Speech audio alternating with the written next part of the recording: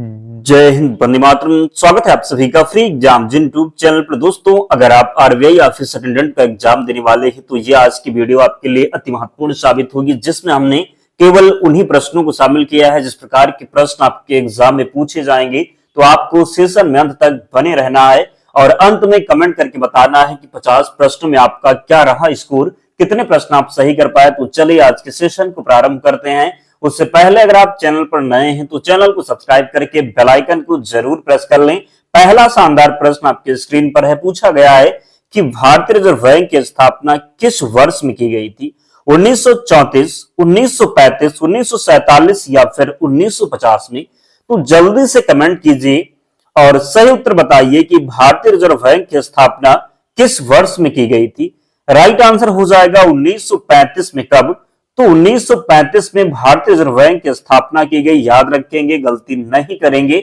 दूसरा प्रश्न है, भारतीय रिजर्व बैंक का राष्ट्रीयकरण किस वर्ष में किया गया था? 1947, 1948, 1949 या फिर 1950 में? तो हमने आपको बताया कि भारतीय रिजर्व बैंक की स्थापना हुई 1935 में। राष्ट्रीयकरण कब हुआ? तो याद रखेंगे, राष्ट्रीयकरण हुआ 1949 में। कब? तो सही उत्तर हो जाएगा 1949। जरूर याद रखेंगे। तीसरा प्रश्न है, भारतीय रिजर्व बैंक का केंद्रीय मुख्यालय कहां स्थित है? नई दिल्ली, मुंबई, कोलकाता या फिर चेन्नई? तो राइट आंसर हो जाएगा कहां पर है? तो भारतीय रिजर्व बैंक का जो केंद्रीय मुख्यालय है ये मुंबई में है। कहां पर है? तो मुंबई राइट आंसर हो जाएगा। भारतीय रिजर्व बैंक का पहला गवर्नर कौन था? CD Deshmukh, Osborne Smith, Hilton young या फिर वेनेगल रामाराव? तो बताना है कि भारतीय रिजर्व बैंक का पहला गवर्नर, तो भारतीय रिजर्व बैंक का पहले गवर्नर कौन थे? तो ओसबॉर्न स्मिथ। कौन? तो ओसबॉर्न स्मिथ इसका राइट आंसर हो जाएगा। भारतीय पूछा जाए तो सीडी देशमुख। अगला है, भारतीय रिजर्व बैंक का पहला भारतीय गवर्नर। यहां पर भारतीय पूछा गया है क्या? तो भारतीय रिजर्व बैंक का पहला भारतीय गवर्नर कौन बना था? हमने आपको बताया जब केवल गवर्नर पूछा जाए पहला तो ओसबॉर्न स्मिथ, लेकिन यदि क्या पूछ लिया जाए भारतीय गवर्नर तो सीडी देशमुख लगाएंगे। क्या लगाएंगे? तब लगाएंगे सीडी देशमुख। याद रखेंगे, गलती नहीं करेंगे। और आप में से बहुत से ऐसे प्यारे दोस्त हैं जो वीडियो तो देख लेते हैं, ना ही वीडियो को लाइक करते हैं, ना ही चैनल को सब्सक्राइब करते हैं। अगर हम आपके लिए इतनी मेहनत कर रहे हैं तो आपका भी कर्तव्य बनता है कि आप लोग भी सपोर्ट करें, ताकि हमारा भी मोटिवेशन बना रहे, हम आपके लिए निरंतर प्रयास कर सकें। तो जिन प्यारे दोस्तों ने अब तक वीडियो को लाइक नहीं किया है, जल्दी से लाइक कीजिए और चैनल को जरूर सब्सक्राइब करना। डेली जुड़िए हमारे साथ, निश्चित ही बहुत ही फायदा होगा। हूबहू प्रश्न एग्जाम में मिलेंगे। और इसकी पीडीएफ कहां मिलेगी? तो टेलीग्राम चैनल का लिंक डिस्क्रिप्शन बॉक्स में जरूर जुड़िए, निश्चित ही फायदा होने वाला है। भारत में बैंक नोट जारी करने का एकमात्र अधिकार किस संस्था के पास है? वित्त मंत्रालय, भारतीय स्टेट बैंक, भारतीय रिजर्व बैंक या फिर योजना आयोग? तो सही उत्तर हो जाएगा भारतीय रिजर्व बैंक के पास। किसके पास? तो भारत में बैंक नोट जारी करने का एकमात्र अधिकार किस संस्था के पास है? तो भारतीय रिजर्व बैंक के पास है। अगला है, भारत में ₹1 का नोट किसके द्वारा जारी किया जाता है? आरबीआई, भारत सरकार, वित्त सचिव मंत्रालय, एसबीआई या फिर संसद? तो बताना है कि सही उत्तर क्या होगा। भारत में ₹1 का नोट किसके द्वारा जारी किया जाता है? भारत सरकार, वित्त मंत्रालय राइट आंसर हो जाएगा। भारतीय रिजर्व बैंक के प्रतीक चिन्ह में किस पशु का चित्र है? भारतीय रिजर्व बैंक के प्रतीक चिन्ह में किस पशु का चित्र है? शेर, घोड़ा, बाघ या फिर हाथी? तो राइट आंसर हो जाएगा बाघ हो जाएगा। क्या? तो भारतीय रिजर्व बैंक में भारतीय चिन्ह में किस पशु का चित्र है? बाघ हो जाएगा right answer.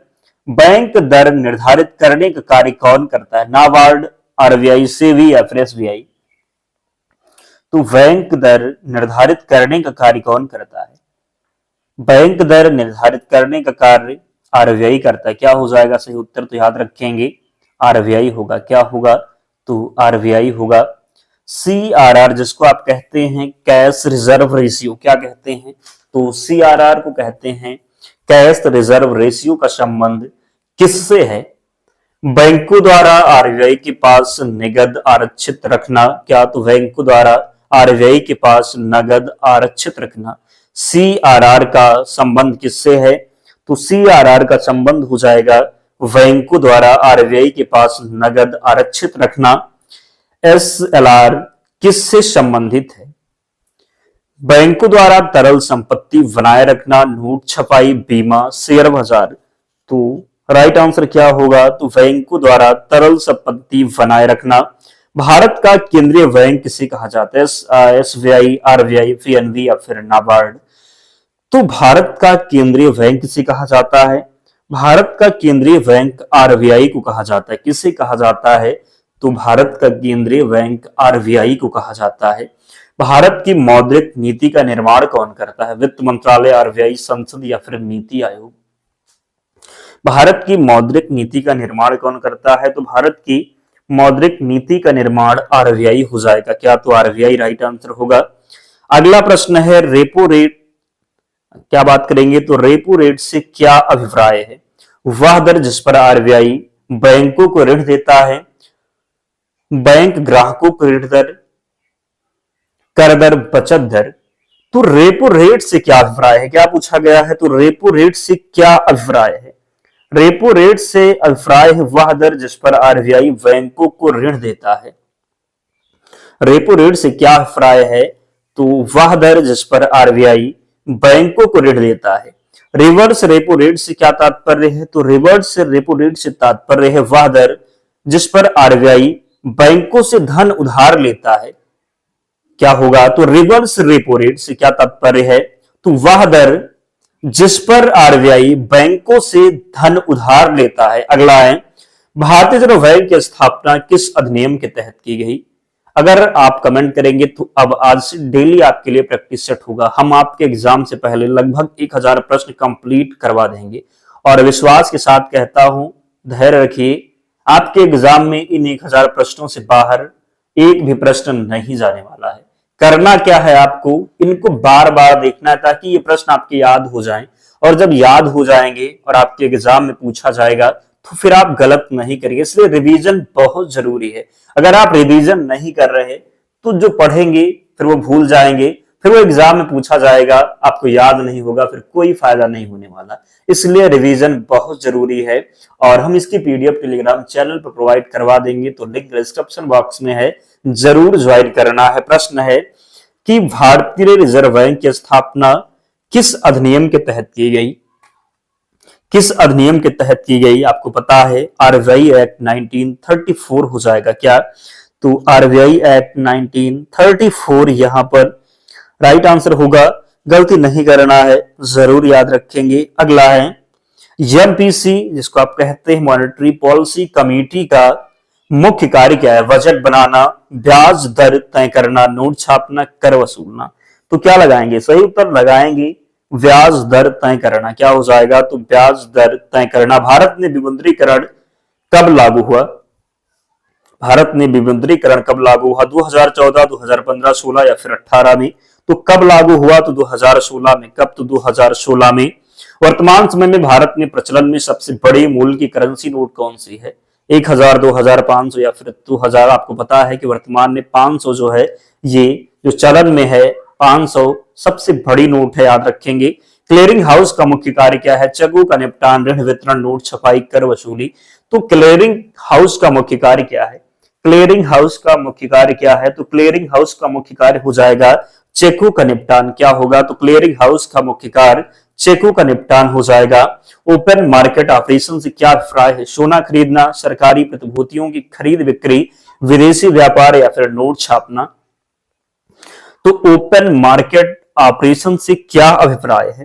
Open market operation से क्या अभिप्राय है? तो सरकारी प्रतिभूतियों की खरीद बिक्री हो जाएगा। ओपन मार्केट ऑपरेशन से क्या अभिप्राय है? तो सरकारी प्रतिभूतियों की खरीद बिक्री राइट आंसर होगा। भारत में सिक्के जारी करने का अधिकार किसके पास है? आरबीआई, भारत सरकार, एसबीआई या फिर वित्त आयोग। तो भारत में सिक्के जारी करने का अधिकार किसके पास है? तो भारत में सिक्के जारी करने का जो अधिकार है ये भारत सरकार के पास है। किसके पास है? तो भारत सरकार। बैंकिंग लोकपाल योजना किससे संबंधित है? बैंकिंग लोकपाल योजना जो संबंधित है ये ग्राहक शिकायत निवारण से। किससे? तो ग्राहक शिकायत निवारण से संबंधित है बैंकिंग लोकपाल योजना। आरबीआई का कौन सा कार्य नहीं है? मुद्रा जारी करना, सरकार का बैंकर, बीमा नियंत्रक, बैंक का बैंक। तो बीमा नियंत्रक का जो काम है ये आरबीआई का नहीं है। क्या हो जाएगा? तो बीमा नियंत्रण। अगला है न्यूनतम रिजर्व प्रणाली भारत में कब लागू हुई? न्यूनतम रिजर्व प्रणाली भारत में कब लागू हुई? तो न्यूनतम रिजर्व प्रणाली भारत में लागू हुई 1957 में। कब? तो 1957 में। करेंसी चेस्ट किसके द्वारा संचालित किए जाते हैं? आरबीआई, वाणिज्यिक बैंक, वित्त मंत्रालय या फिर नाबार्ड। तो करेंसी चेस्ट किसके द्वारा संचालित किए जाते हैं? राइट आंसर हो जाएगा वाणिज्यिक बैंक के द्वारा। करेंसी चेस्ट किसके द्वारा संचालित किए जाते हैं? तो वाणिज्यिक बैंक के द्वारा। करेंसी चेस्ट किसके द्वारा संचालित किए जाते हैं? तो वाणिज्यिक बैंक राइट आंसर होगा। भारत में भुगतान एवं निपटान प्रणाली को कौन नियंत्रित करता है? सेबी, आरबीआई, एनपीसीआई या फिर एसबीआई। तो भारत में भुगतान एवं निपटान प्रणाली को कौन नियंत्रित करता है? कौन करता है? तो राइट आंसर हो जाएगा आरबीआई। क्या होगा? तो आरबीआई होगा। यूपीआई सेवा किस वर्ष प्रारंभ की गई थी? 2014, 2015, 2016 या फिर 2017 में। तो यूपीआई सेवा किस वर्ष प्रारंभ की गई थी? किस वर्ष? तो 2016 में। यूपीआई सेवा किस वर्ष प्रारंभ की गई? तो 2016 में। आरटीजीएस का पूरा नाम क्या है? तो आरटीजीएस का पूरा नाम हो जाएगा क्या? तो रियल टाइम ग्रास सेटलमेंट हो जाएगा। क्या? तो आरटीजीएस का पूरा नाम रियल टाइम ग्रास सेटलमेंट। अगला है एनईएफटी का पूरा नाम क्या है? क्या? तो एनईएफटी का पूरा नाम बताना है आपको। क्या हो जाएगा? National electronic funds transfer, new economic fund transfer, national exchange fund trade या फिर नेट इलेक्ट्रॉनिक फास्ट ट्रांसफर। तो बताएंगे सही उत्तर क्या होगा। एनईएफटी का पूरा नाम क्या है? एनईएफटी का पूरा नाम हो जाएगा क्या? तो नेशनल इलेक्ट्रॉनिक फंड्स ट्रांसफर हो जाएगा। क्या होगा? तो एनईएफटी का पूरा नाम क्या होगा? नेशनल इलेक्ट्रॉनिक फंड ट्रांसफर हो जाएगा। आईएमपीएस सेवा का मुख्य उपयोग क्या है? त्वरित धन हस्तांतरण, बीमा, कर भुगतान, नोट छपाई। आईएमपीएस सेवा का मुख्य उपयोग क्या है? आईएमपीएस सेवा का मुख्य उपयोग क्या है? तो आईएमपीएस सेवा का मुख्य उपयोग क्या है? तो त्वरित धन हस्तांतरण। क्या होगा? तो त्वरित धन हस्तांतरण इसका राइट आंसर हो जाएगा। आईएमपीएस सेवा का मुख्य उपयोग क्या है? त्वरित धन हस्तांतरण। याद रखेंगे। केवाईसी का पूरा नाम क्या है? Know your customer, keep your cash, know your credit, की योर कस्टमर। तो केवाईसी का पूरा नाम पूछा गया है। क्या? तो केवाईसी का पूरा नाम क्या है? केवाईसी का पूरा नाम है नो योर कस्टमर। क्या? तो केवाईसी का पूरा नाम हो जाएगा नो योर कस्टमर। बैंकिंग विनियमन अधिनियम किस वर्ष पारित हुआ? 1934, 1949, 1956 या फिर 1969 में। तो बैंकिंग विनियमन क्या? तो बैंकिंग विनियमन अधिनियम किस वर्ष पारित हुआ? किस वर्ष पारित हुआ? तो 1949 इसका राइट आंसर हो जाएगा। कितना होगा? तो 1949। प्राथमिकता क्षेत्र ऋण में कौन शामिल नहीं है? कृषि, एमएसएमई, शिक्षा, शेयर बाजार। प्राथमिकता में पूछा गया, याद रखें क्या पूछा गया है। तो प्राथमिकता क्षेत्र ऋण में कौन सा शामिल नहीं है? तो प्राथमिकता में क्या शामिल नहीं है? तो शेयर बाजार हो जाएगा। क्या होगा? तो शेयर बाजार होगा। मुद्रा योजना का संबंध किससे? बड़े उद्योग, सूक्ष्म लघु उद्यम ऋण, विदेशी व्यापार या फिर बीमा। तो मुद्रा योजना का संबंध किससे है? मुद्रा योजना का संबंध किससे है? तो सूक्ष्म लघु उद्यम ऋण हो जाएगा। मुद्रा योजना का संबंध किससे है? सूक्ष्म लघु उद्यम ऋण से। यहां पर राइट आंसर होगा। भारत का विदेशी मुद्रा भंडार कौन नियंत्रित करता है? आरबीआई, आईएमएफ, सेबी या फिर वर्ल्ड बैंक। तो भारत का विदेशी मुद्रा भंडार कौन नियंत्रित करता है? भारत का विदेशी मुद्रा भंडार कौन नियंत्रित करता है? तो भारत का विदेशी मुद्रा भंडार नियंत्रित किया जाता है आरबीआई के द्वारा। किसके द्वारा? तो आरबीआई राइट आंसर होगा। काल मनी मार्केट की अवधि कितनी होती है? 1 दिन, 30 दिन, 90 दिन या फिर 1 वर्ष। तो काल मनी मार्केट की अवधि कितनी होती है? काल मनी मार्केट की जो अवधि होती है, सही उत्तर हो जाएगा 1 दिन। कितनी? तो 1 दिन राइट आंसर होगा।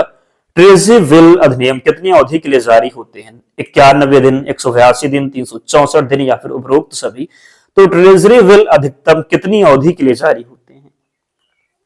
ट्रेजरी बिल अधिकतम बात करेंगे तो ये सही उत्तर तीनों हो जाएगा। कितना होगा? तो उपरोक्त सभी लगाएंगे।